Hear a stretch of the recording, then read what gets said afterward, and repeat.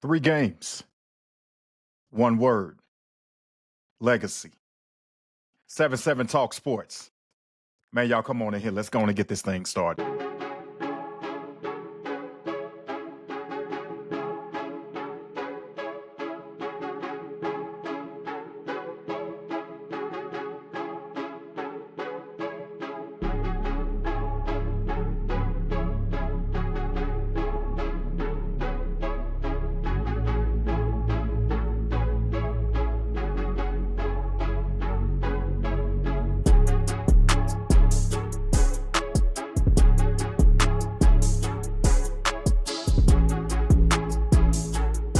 Hey, what's up, everybody? Welcome to the Sunday edition of 7-Talk Sports. Today's games we're going to focus on are dealing with the second round or the second half of the divisional games for today, and we're also going to talk a little bit more about the national championship game that's scheduled for tomorrow. So, man, look, yes, first off, man, let me tip my hat and say congratulations to, of course, the Kansas City Chiefs for surviving and advancing. They beat the Houston Texans yesterday, 23-14. It wasn't a game that, that you can say that Kansas City really dominated, but defensively, Kansas City did what they've been doing pretty much all season. They sacked C.J. Stroud, I believe it was 9 times yesterday. And, they got turnovers and whatnot. And, Travis Kelce scored his 20th playoff touchdown yesterday, which is a new record for him and whatnot. So congratulations to Kansas City. And the shootout game last night. Congratulations to the Washington Commanders. I told y'all about Jaden Daniels. Maybe y'all going to start listening to me, but I told y'all about Jaden Daniels when we're talking about quarterbacks that came out of last year's draft class. But the Washington Commanders have moved on. They upset the number 1 seed in the NFC, Detroit. They beat them 45-31 in Detroit last night. And the Washington Commanders have secured a spot in the NFC Championship game.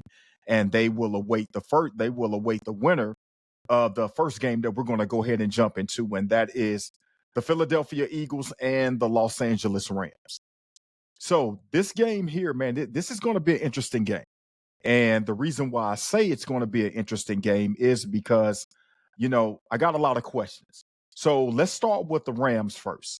So the Rams are coming off of a big time win and knocking out the Minnesota Vikings in their wild card victory last Monday night. And the Rams did it defensively. They got to Sam Darnold. They sacked Sam Darnold 9 times. They created turnovers. I believe they had 3 turnovers in last week's game, and they also scored a defensive touchdown as well. So the Rams made it look relatively easy against the Minnesota Vikings. And so my question going into Philadelphia today is, will the Rams defense be able to continue that trend by creating turnovers? Because, going towards the Philadelphia, well, let me stay on the Rams side before I go over to the Philadelphia side.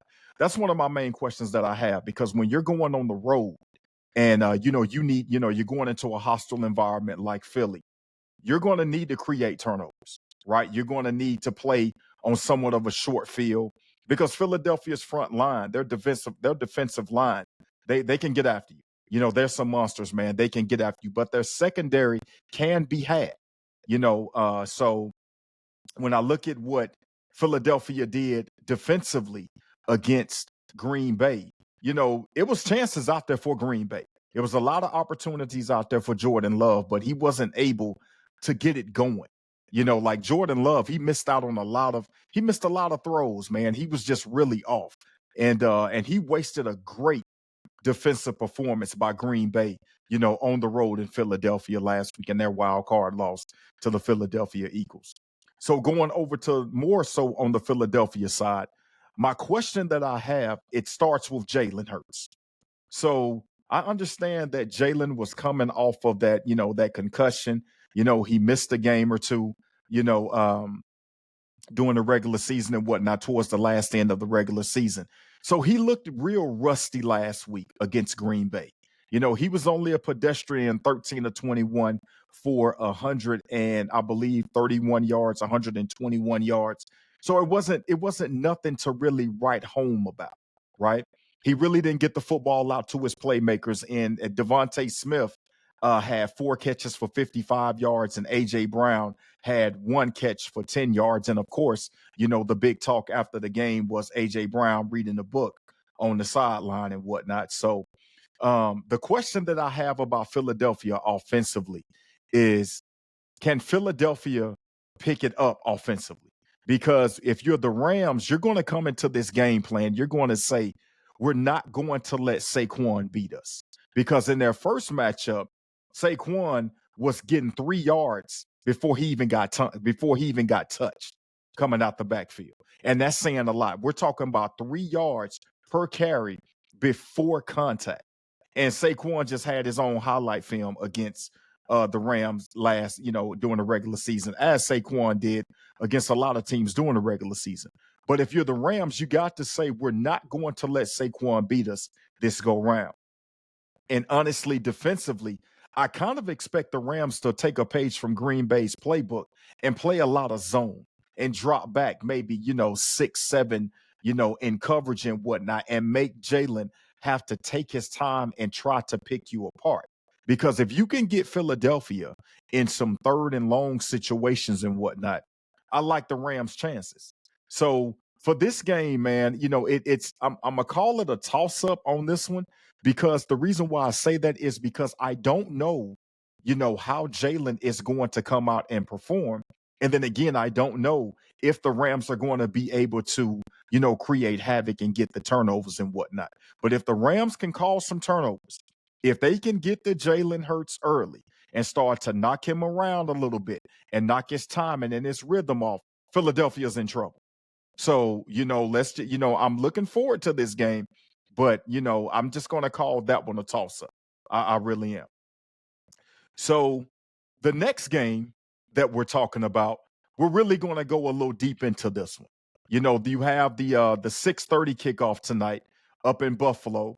It's going to be cold. It's going to be windy. And this is a matchup of the two candidates for most valuable player. We're talking about the Buffalo Bills taking on the Baltimore Ravens. Lamar Jackson versus Josh Allen. So, man, I'm gonna tell you, I'm really looking forward to this game, because it's questions that both quarterbacks are going to have to answer. When you look at coming into this game, both quarterbacks, their playoff record, it's really nothing to write home about. So let's start off with the visiting Baltimore Ravens and Lamar Jackson. So look, guys, y'all know how I feel about Lamar Jackson. I'm gonna say this again for all the y'all who may think that I hate Lamar Jackson.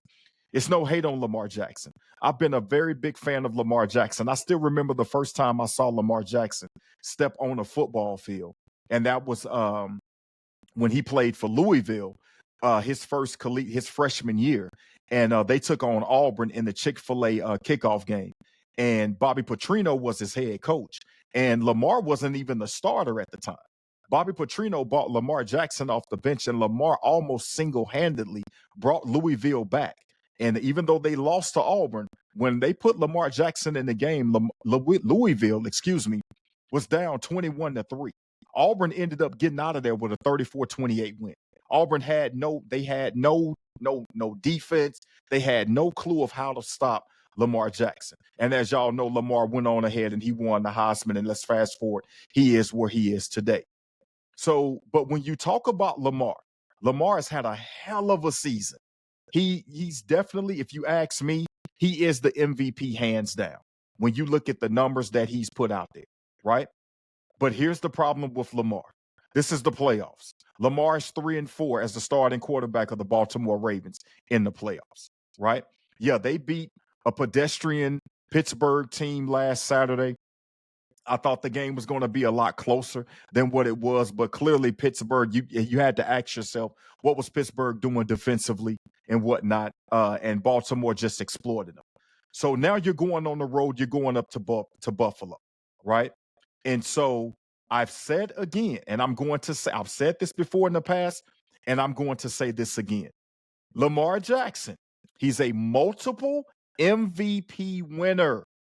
We have to give Lamar the same energy that we have given other multiple MVP winners. Lamar has not been to a Super Bowl. Lamar has not won a Super Bowl. So my question is, when is it going to happen? We have to stop making excuses for Lamar. We have to stop saying it's the offensive coordinator. Or last year when they lost to Kansas City, it was the NFL wanting Taylor Swift and the Swifties to be in the Super Bowl with Kansas City. Lamar has got to come through. There aren't any more excuses for Lamar. He has to come through. He's 3-4 in the playoffs. He has a great regular season, but he's not showing up when it counts the most in the playoffs. So if y'all take that as me hating on Lamar, then okay, look at yourself in the mirror. That's fine. I'm fine with that. But the facts are Lamar's 3-4 in the playoffs, hasn't won a Super Bowl, hasn't been to a Super Bowl. So the question is, when is it going to happen? Right? So now on the flip side, let's talk about Buffalo and Josh Allen. I'm going to keep the same energy for Josh Allen that I have for Lamar Jackson. Josh Allen is a pedestrian 6-5 in the playoffs, right? So now, when you look at it, when people talk about Josh Allen in the playoffs, the main game that they love to go back to is that thriller against Kansas City in the AFC Championship game when Buffalo had a chance to beat Kansas City. But Patrick Mahomes, as great as he is, he drove right back down the field because Buffalo's defense couldn't stop a cold. So now you got to ask yourself, with Josh Allen playing at home, right? You're playing in this cold weather.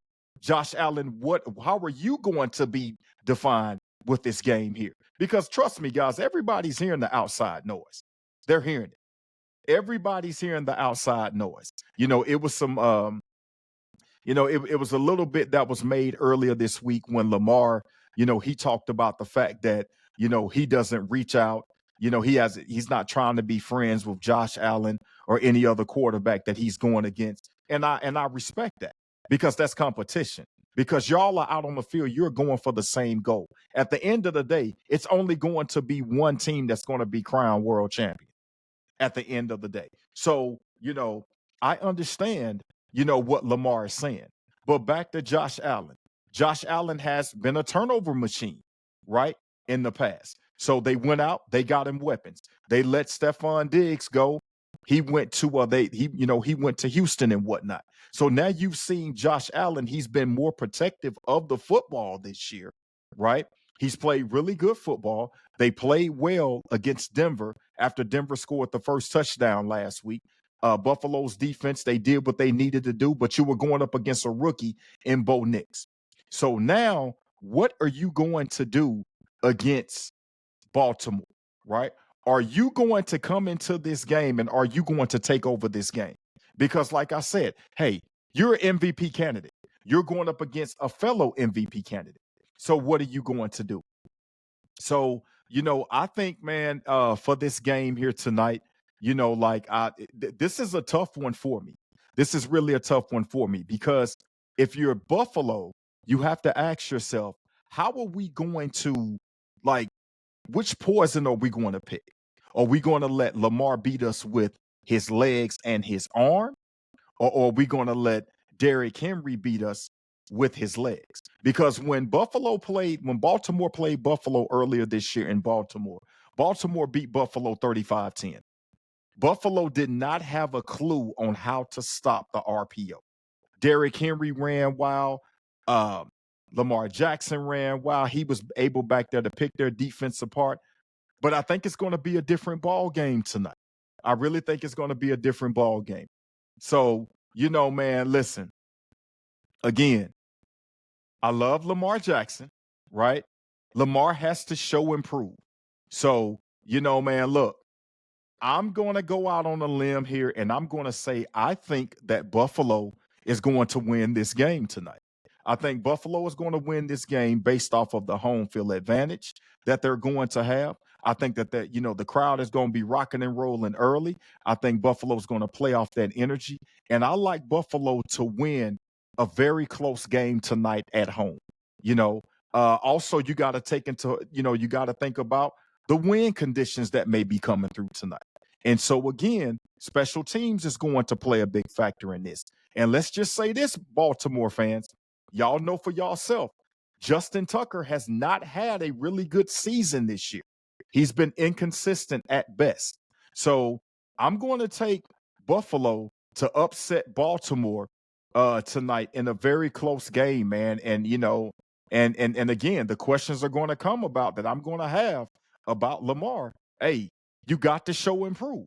Now, I hope that I'm wrong because I really want to see a rematch between Baltimore and Kansas City.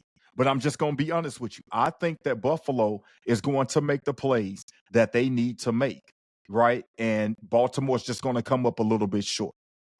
So, those are my picks and everything for, the two games and everything for the NFL that's happening today. And so, man, I also want to switch over now and talk about the college football playoff national championship game. You have the Notre Dame Fighting Irish taking on the Ohio State Buckeyes. This is also going to be a legacy game because you have two head coaches who are coaching to win their first national championship as a head coach, right? So let's start with Ryan Day in Ohio State. Now, if you remember a couple of weeks ago, I said that if Ohio State lost to Tennessee, Ryan Day deserved to be fired. And I caught a lot of flack from a lot of my friends and people that was watching the show and whatnot because they said that I was crazy. But I'm not. Because if you look at the regular season, right? Ryan Day was having great numbers in the regular season, but he couldn't beat Michigan, right? He hadn't won a conference championship. So that loss to Michigan has now turned Ohio State like you've seen a brand new Ohio State team, right? Ohio State is easily the favorite going into this game because they're clicking on all cylinders right now. They really are. You saw what they did against Tennessee offensively. They made it look easy. You saw what they did against Oregon, the way how they dismantled Oregon in the Rose Bowl. And you saw how they grinded it out against Texas last week in the Cotton Bowl, right? So, but my question coming back to Ohio State is this.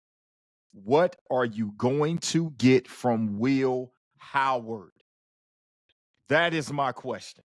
What are you going to get from Will Howard? Because there are times that Will Howard looks completely lost in the offense, and then there are times that Will Howard looks like a Heisman Trophy candidate. So again, my question is, what are you going to get with Will Howard? And then flipping over to the Notre Dame side, the other legacy that's coming up here is Marcus Freeman, right? Marcus Freeman, everybody knows his story and whatnot, but Marcus Freeman, the second black head coach in Notre Dame's history behind Tyrone Willingham, right? But Marcus Freeman has the chance to become the first black head coach to win a national championship at Notre Dame, right? And so when you look at Notre Dame has done it defensively. They haven't did anything flashy. They have done it defensively, right? So when you look at their first game, Notre Dame beat an Indiana team that you kind of saw that was going to happen, right? They were playing at home. They had the home field advantage. And, when you look at it, I never really believed in Indiana the entire season, right?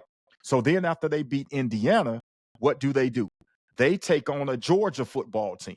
And, when you look at it, yeah, Georgia had issues at the quarterback position and whatnot, but Notre Dame was just as physical as Georgia was in the defensive line. And that's where Notre Dame has been making a lot of their money. They have been getting after the quarterback. They've been coming after you, and they have been very physical. And their corners have been playing some great football out there as well. So, but going into this Ohio State game, my concern is, or what my question is that I have for Notre Dame, what I'm really going to be watching for tomorrow night, what type of coverage will Notre Dame play? Are they going to roll the safety and play too high on Jeremiah Smith's side? Or are they going to drop back and play a lot of zone and make Will Howard dink and dunk them to death? Or are they going to go out there and they just going to try to match up and go man on man? Because a lot of times against Penn State in the game in the Orange Bowl when they played Penn State, Notre Dame played a lot of one-on-one safe. And, they basically played man-on-man coverage on the outside because they didn't have any confidence in Drew Aller that Drew Aller was going to beat them with his arm. And as you see how that turned out, they were right. So this is going to be an interesting game, man. I mean, but I just think at the end of the day, I think that Ohio State is just going to be too much for Notre Dame, because another problem when you talk about quarterbacks, another problem that I'm having with Notre Dame is their quarterback Riley Leonard. Riley Leonard at times, it's like he waits too long before he gets himself going in the game. And you're not going to have time to be sitting around here playing games with Ohio State, man, because Ohio State want to turn this thing into a shootout and they want to jump on you early. And so, Riley Leonard is really going to have to show up to play. You can't be sitting here going check downs when it's 3rd and 8. You're going to have to throw the football over the top. You're going to have to try to make sure that you can loosen up that coverage on the outside, because Ohio State got some boys on that defensive line that's going to come after you. I'm gonna tell you that right now. They're going to come after you. So, but I just think at the end of the day, I think Ryan Day is finally going to exercise the demons. He's going to shut everybody up.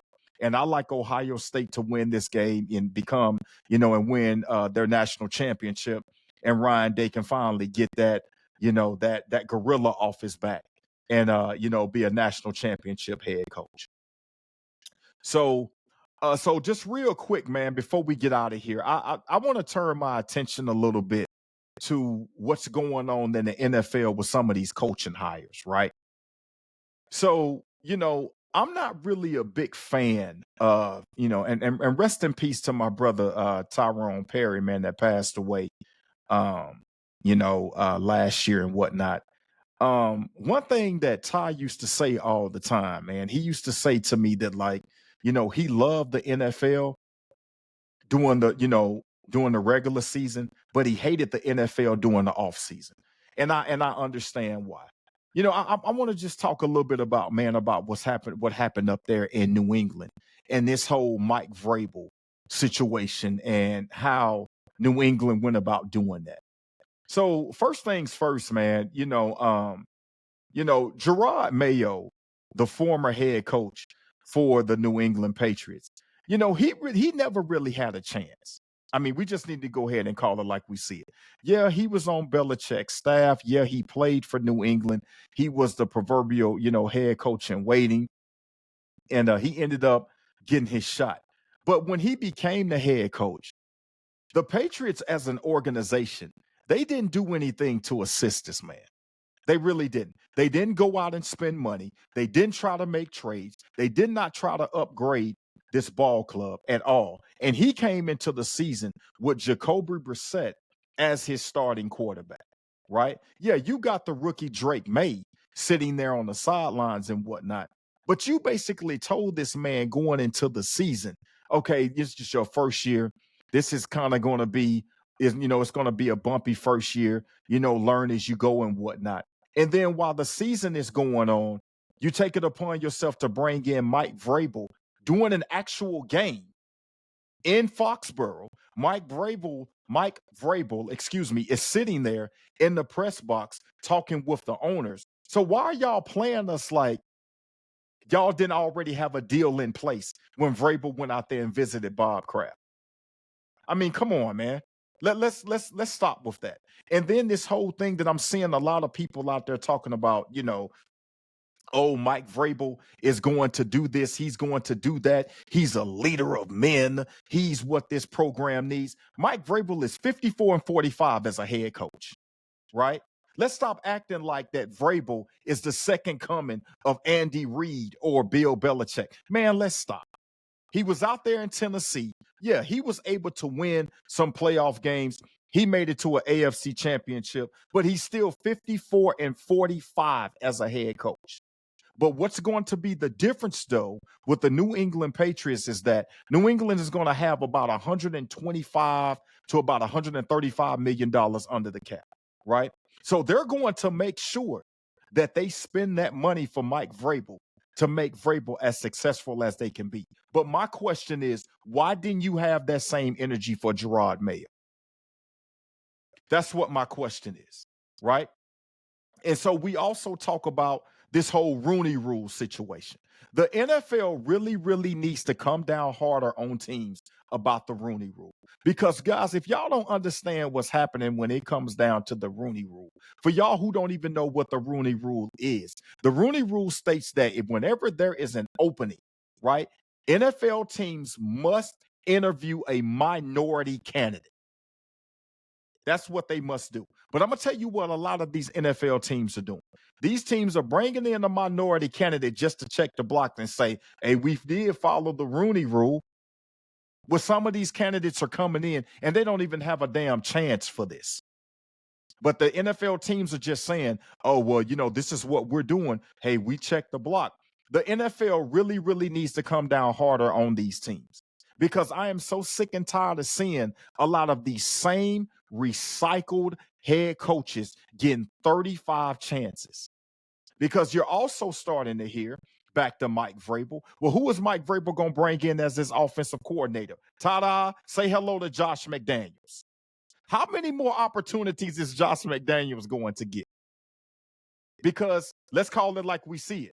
Why is Josh McDaniels' name continuously rings so great out there and he's so successful and he's had 2 head coaching opportunities? That will be because of one Tom Brady. So y'all can say what y'all want to say, man. Stop playing with me. Because when Josh McDaniels had the chance to be a head coach in Denver, it started out well, but he ended up running that whole program into the ground, right? Then after that, he goes out there to the Raiders, right? Oh, yeah, let's give Josh McDaniels another opportunity. He's Mr. It Man. And look what happened out there with the Raiders. But yet, he's probably going to end up coming back to New England and being the offensive coordinator for Mike Vrabel. And then you give it 2 years, and what are you going to hear? Oh, Josh McDaniel. Oh, he's a hot candidate. Man, stop playing, man. So yeah, man. So that's my rant about that. I'm just really not a big fan on what happened with Gerard Mayo because I felt that, Gerard Mayo deserved another year. At least as a front office, you go out there, you spend money, you try to bring in free agents, you do what you need to do. Give this man an opportunity to succeed before you just say, okay, 1 year, we're going to go ahead and we're going to can you. Because, again, for y'all who don't know, Bill Belichick, right? He was a subpar, and I'm going to say it again, he was a subpar head coach before one Tom Brady became his starting quarterback. Oh, yeah. Go back and look it up. Because, yeah, Bill Belichick, yes, he won his Super Bowl rings, but he won them as an assistant before he won them as a head coach. So when he came to New England, he was a subpar head coach. He had Drew Bledsoe as his starting quarterback. Things just wasn't working out, right? So go say what you want to say, because when Bledsoe went to the Super Bowl as a starting quarterback for the New England Patriots in 1996, when they lost to the Green Bay Packers, the head coach of the New England Patriots was not Bill Belichick. The head coach was Bill Parcells, and Belichick was his defensive coordinator. So, guys, so that's my rant, man. You know what I mean? And so I'm gonna just say this, man. Look, again, I appreciate y'all, man. Y'all make sure y'all watch these games and whatnot this week, man. And also tomorrow is the observant. We're going to observe Dr. Martin Luther King's holiday and everything tomorrow, man. Just don't just take it just as a free day off and whatnot, man. Reflect on what Dr. King went through, his legacy and whatnot, man. Read a book about him if you don't know nothing about him. Okay. And so, hey, but look, man, I appreciate y'all, man. I'm going to get ready to check on up out of here and get ready to watch these games, man. As I always say, hey, man, continue to put one foot in front of the other, man. Y'all come on and holler at me, man. Send me some comments, man. If you want to come on to the show, man, and, you want to debate back and forth about who's doing what in the world of sports, man, y'all come holler at me, man. I'm not hard to find. Send me your contact information, man, and we can go with it, okay? But much love to y'all, man. Continue to put one foot forward in life. Keep it moving forward, man. Keep that faith up, and everything's going to be all good. Hey, 7-Seven-TalkSports, man. It's been a beautiful one with y'all, man. I appreciate y'all. Y'all go watch these games. Holla at your boy. I'm gone. Later.